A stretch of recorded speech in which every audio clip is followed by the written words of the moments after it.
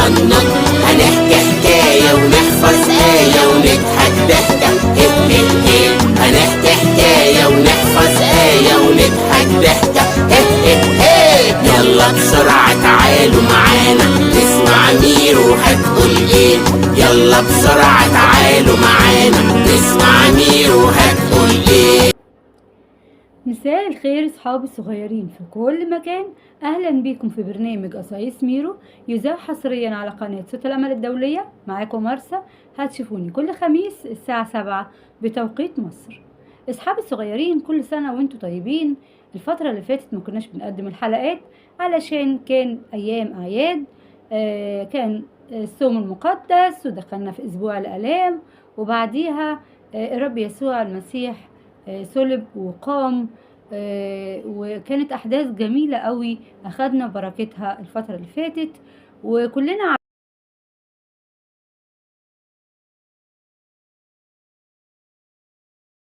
يهوذا الأسخريوطي اللي باعوا ب30 من الفضة. تعالوا صحابي صغيرين نشوف بعد أحداث القيامة ايه اللي حصل وايه قصة النهاردة، وهنعرف ايه وهنتعلم ايه النهاردة وهنتكلم عن مين. تعالوا معايا في الحلقة اصحابي صغيرين نشوف نتعلم حاجة جديدة. يلا بينا اصحابي صغيرين. يقع البحر الأحمر في يا بنت يا بندق، ركزي، ده الامتحانات بكرة. استنى اشوف. طيب، يقع البحر. يا لهوي يا لهوي، مش عارفة احفظ. زهقت ومليت من المذاكرة. امتى بقى ارتاح من الامتحانات دي؟ ايه يا بندقة، مال صوتك عالي كده ليه؟ في يا بنتي ايه اللي حصل؟ اهدي، انتي بتذاكري اهو شطورة، مالك؟ حين يا ميرو، امتحانات بكرة مش عارفة احفظ حاجة يا ميرو. كل ما احفظ حاجة انساها، انا مش عارفة مخي فين، مش عارفة اذاكر يا ميرو. طب اهدي يا بنتي، اهدي، ما تخافيش، هتذاكري كويس وهتمتحني وهتحلي كويس. اقول لك حاجه، فكره حلوه، تعالى اذاكر لك واساعدك انت وبتذاكري واسمع لك، ووعد لو انت كنت مركزه معايا وحفظتي كويس هجيب لك هديه حلوه. هتسمعي لي؟ ولو حفظت هتجيبي لي هدية؟ اشك ان انت تجيبي لي هدية، قصدي اشك ان انا احفظ.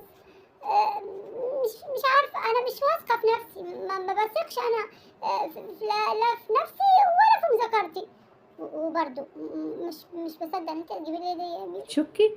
بتشكي في ايه؟ بتشكي ان انا اجيب لك هديه ولا بتشكي ان انت تحفظي وتسمعي صح؟ طيب تعالي قبل ما نذاكر، بما انك كنت من بدري على الكتاب ومش مركزه، تعالي نفصل شويه كده ونلعب مع بعض لعبه حلوه. نلعب اي حاجه، دومنا، كوتشينه، اي حاجه عندك. 5 دقايق او 10 دقايق كده نصحصح ونرجع المذاكره كده واحنا متحمسين. فين بقى الكوتشينه؟ يلا نلعب مع بعض شويه نشوف بقى مين اللي هيغلب، وبعد كده نرجع على المذاكره. اتفقنا؟ بجد؟ هنلعب كوتشينة؟ انا موافقة، يلا نلعب شوية. يعني اخد بريك كده وبعدين نذاكر، وانا اوعدك ان انا هكون فصلت شوية واحفظ معاكي. يلا. فينك يا كوتشينة؟ في استنى اجيب الكوتشينة وجايه لك يا ميرو. حاولي تبصي في ورقك بقى وما تبصيش في ورقي.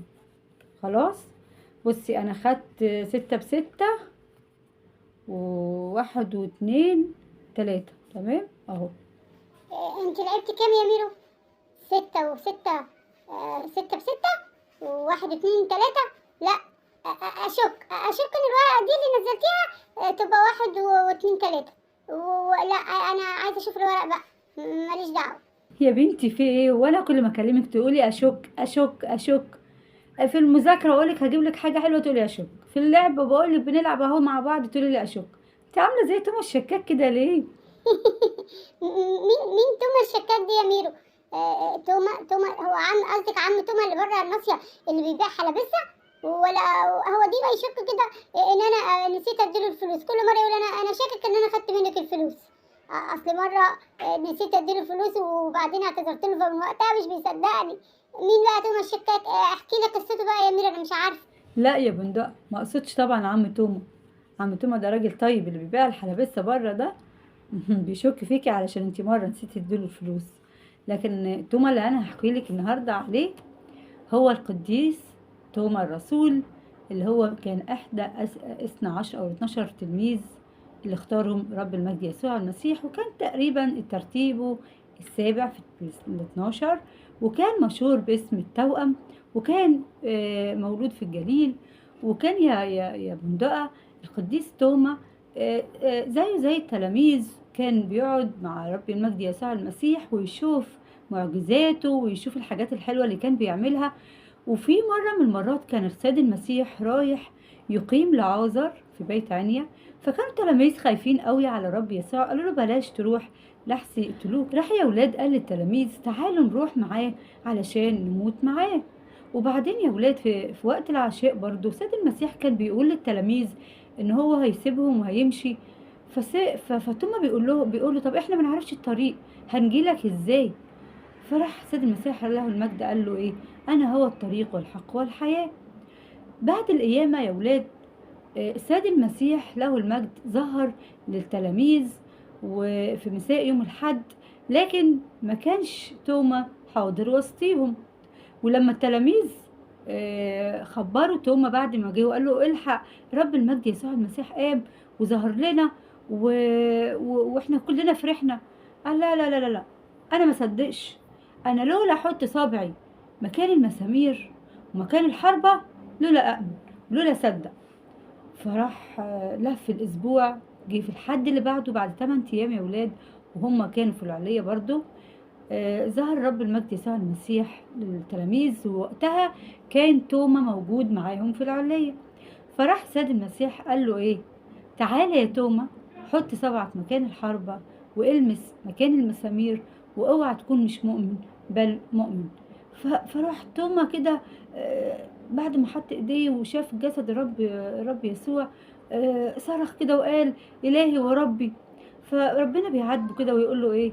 لولا انك شفتني ولمستني يا توما، لولا انك امنت، طوبى لمن امن ولم يرى. كانت هي دي القصة المشهورة قوي للقديس توما، ان هو كان شكاك، وكانوا بيقولوا ان كان في صابعين من صوابعه مشبوكين من وقت ولادته، ولما لمس جسد الرب يسوع اتفك وشفى تماما. كمان يا بندقة القديس توما الرسول كمل رحلته التبشيرية بعد صعود السيد المسيح، وبشر في أكتر من منطقة بالرب المجد يسوع المسيح وبقيامته وصلبه وحياته لغاية آخر بلد بشر فيها هي الهند، واستشهد فيها بطرق صعبة جدا، ولكن من حبه لربنا يسوع المسيح كان بيقدم حياته عن رضا تام وعن حب، لأنه فعلا كان بيحب رب المجد يسوع المسيح.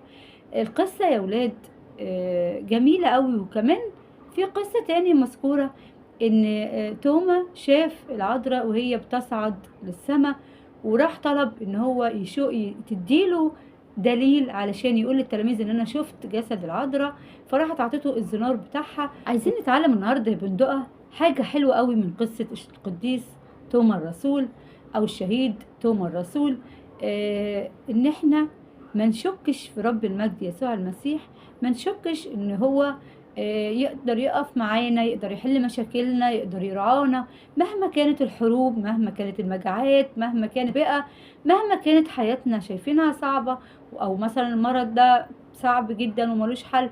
ربنا مش بيسيبنا، وربنا لا يصعب عليه شيء، وربنا ما يعرفش المستحيل. مفيش اي مستحيل يقف قدام ربنا، وربنا قادر على كل شيء وبيحبنا.